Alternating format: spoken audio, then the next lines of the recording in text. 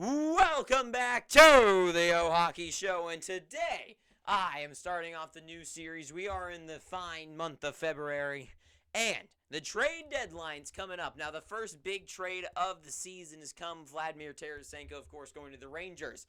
But I am going to take a look at the rest of the teams in the NHL and say exactly on the approach to the final movement destination of the NHL season takes place, what all the teams need to do.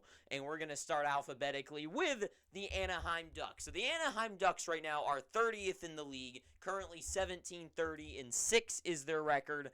And I kind of like this for them. They've got a bright future ahead of them. They got Zegras, Troy Terry, Drysdale, McTavish.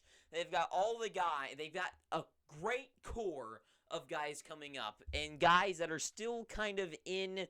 They're not too old, so I mean, they just brought in Vetrano and Ryan Strome. Those guys are in like their late 20s, so by the time they're around for a little while. John Gibson's 29 now. Depending on how you look at John Gibson, you can say he's good, bad, whatever you want to think. He's 29, so still good for goalie years for years to come. So they've got a good basis to start growing. So right now, the Anaheim Ducks, I think what they need to do is the same thing as the Coyotes that I'll talk about next video, is that they need to just keep adding those young guys to make that future the next couple years be just brighter than what it can be. So let's start off with, of course, John Klingberg. Now, they brought him in 1 year for $7 million, and it was a pretty obvious trade bait type pickup, right? Pick him up, give him a lot more money because other teams that have them that he'd probably want to go play for can't really take on his type of contract fully. So I'm guessing, and most people probably are, I'm sure, the Anaheim Ducks bring him in, he plays with them, they're going to retain half his salary, and he's going to get traded to a team like, who knows, the Lightning, and go try to win a Stanley Cup with them, right? So you need to trade him out, and I'm sure that's the plan. And he's not a long-term guy. So trade him out, and for the most part, I would think that they'd want at least a first-round pick or a really good prospect. Now, if he was having a really good season, like we know John Klingberg can have, he's a great defenseman, great offensive defenseman. If he was playing super good, he was getting, like, if he was up to 10 goals or something in 30 assists for 40 points or something like that, who knows?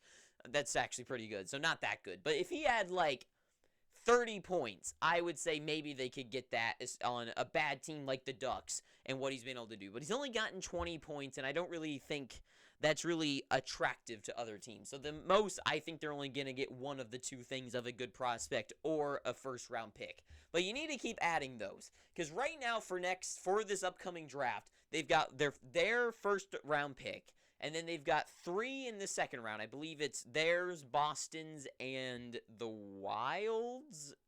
I don't remember what the third one is. And then in the third round, they've got 2, which is their own and the Wild's for sure. I forget what the third one of the second round is. But they right now have 6 picks in the first 3 rounds of this upcoming draft, which is a stacked one.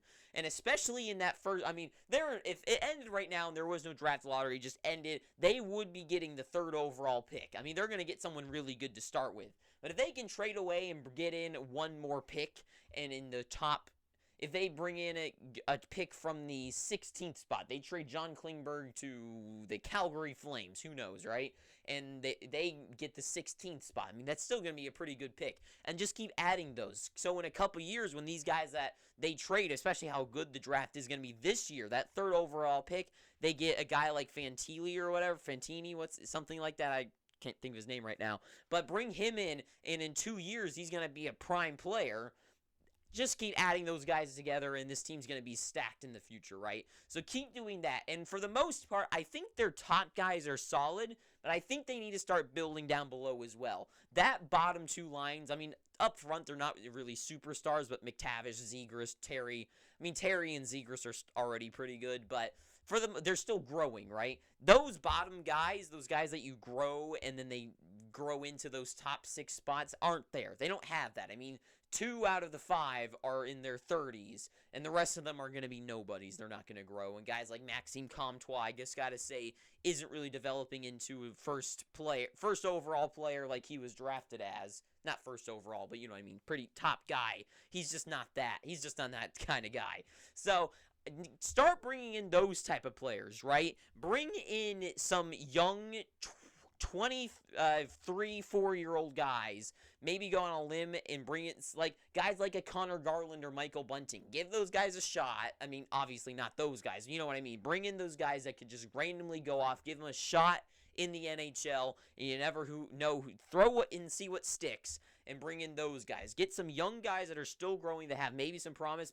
Who knows? Maybe a guy like Puljujärvi, right? I'm sure a Stanley Cup wanting team would want a guy like him. But bring him in, and he could grow into that number one goal scorer for your team. Maybe he needs that kind of spotlight, that spot on a team. Not like a second, third, fourth guy overall, not even fourth, like sixth overall guy on a team, right? Maybe he needs that spotlight. So bring in some guys and see what sticks. And really, rentals for the future is what I've written here. But what I mean is trade out guys. Like, you're already bad now, right? And these guys like Shattenkirk, right? These guys are off at the end of this year. And, I mean, who knows? Maybe even a guy like Shattenkirk retires at the end of this year. You're not going to keep him around. If you do, it's not going to be a big deal, right? It's probably more of a burden if you keep him than not keep him. Because even if you sign him for 2 more years, he's just going down, right? So I say trade those guys out and find those fourth-liner guys and bring them in. I mean, especially go to the Coyotes, who apparently seem to be the team that can bring up a random guy from the Roadrunners, and they become a Rookie of the Year potential player in Garland or in Bunting, right? So go to them, find a good pick from there. And, and trade out those last year guys, those rentals, and try to bring in a couple guys, just random rookies, see what sticks, and maybe you have a good bottom 6 for your forwards or defensive guys too, right? So that is kind of like my main thing is definitely bring in some more picks and young guys. But just an idea, you could maybe fast track the progression of your team. Because right now, the Ducks, they're not going to be in a playoff spot probably next season either. It's going to be a couple years. Or they can fast track that process. So right now, at the end of this year, Trevor Zegras, Troy Terry, and Jamie Drysdale all at the end of their contracts, okay? You got to think Zegras has got to sign a $7 to $9 million contract. Terry, you got to think 7 and 9 as well. I don't know which one. I would say probably 7 and 9. Who knows? Maybe even it goes up to 10 for a guy like Terry, because Zegras is definite. I don't know. But it's going to be somewhere around that range, right? In Jamie Drysdale, this was his first crack at the roster this season. And not just that, but he's also been injured for most of it. So he hasn't really gotten that potential to show off what he's got. So you got to think maybe he signs like a 2-year contract between 1 to 4 million. I would assume like a 3.5 or something, just to prove himself over the next year and actually show what he's got and see what he can make long term. So I kind of made my own judgments, and I basically I put it up together, and okay. So right now, taking their contracts for next season, they have $43 million in space before they sign these guys. You sign these guys to some contracts. I just took a rough estimation, and I subtracted it. You come up with $18.498333 million left, right? So almost $18.5 million to spend in cap next year.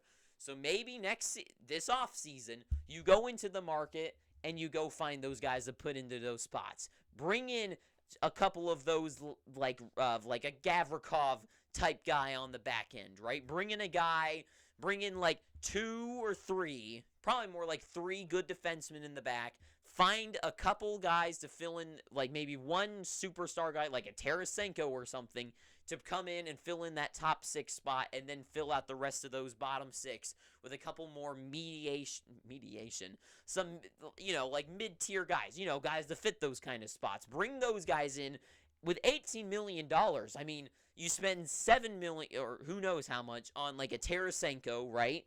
And you spend maybe like another $6 million. You spend like $2 million on one defenseman, like 3 on another, 4 on another, right?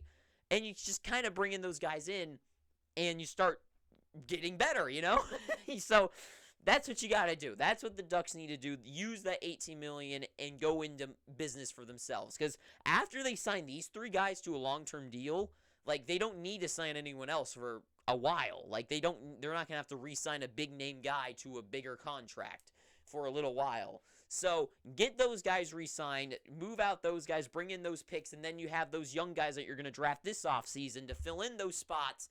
And I just see a really bright future right now for the Anaheim Ducks with all that. In my head, it all makes perfect sense. Bring in those picks. Your guys will start developing. Spend your money this offseason. Then your team will be somewhat mediocre next year. Maybe you finish in like the 24th spot, right? And then next season, when those guys that you've drafted over some time, guys like Vakanainen or whatever, well, you didn't draft him, but those type of guys, Zellweger or whatever, and what the hell am I saying? But anyways, you know what I'm saying. Those guys you start drafting this season and last year's come up and they start really producing, and that this team's glorious. They're in a perfect spot right now to get those great picks right now, and they're set up for the future. I really like what the Ducks going for them right now. I think this year is going to, we already know it's pretty bad. Next year, I think they're going to get a little better as long as they do something roughly what I'm saying for them to do. And then I think in 2 years, as in the year after next, I think they will be in a playoff position. And I don't mean contention. I think they're going to be in the playoffs because especially with how the other teams I think in the Pacific are going, I think in a few years some of them are going to drop down, the Ducks are going to jump up, and they're going to steal some spots there. So I really like what the Ducks going on right now, and I think it's really bright. So keep doing what you're doing. You're doing a good job. You're on the right track. Just stay on track. Don't do something stupid, right? But that is all I have to say about the Anaheim Ducks and what their trade deadline assignment is. So I guess thank you for watching this. Please pick up your free subscription down below by hitting that red subscribe button. If you like this video, you click the thumbs up button, not the thumbs down one, but go down to the comments section. Tell me how stupid I am. I know I'm so stupid, aren't I? So tell me all that down below. And until next time, thanks for watching this. And I hope you're having an amazing day. Too sweet, and ta-ta for now.